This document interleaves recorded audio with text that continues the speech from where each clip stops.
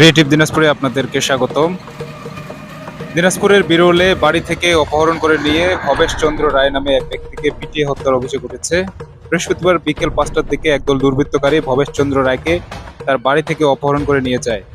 এরপর তাকে মেরে রাত 10টার দিকে মুমূর্ষু অবস্থায় একটি ভ্যান যোগে তার বাড়ির পাশে স্থানীয় ফুলবাড়ি হাটে পাঠিয়ে দেয় দুর্বৃত্তরা। নিহত ভবেশ চন্দ্র রায় উপজেলার শহর গ্রাম ইউনিয়নের বাসুদেবপুর গ্রামের মৃত তারকানন্দ রায়ের ছেলে। বর্তমানে মরদেহটি দিনাজপুর মেডিকেল কলেজ হাসপাতালের মর্গে রাখা হয়েছে।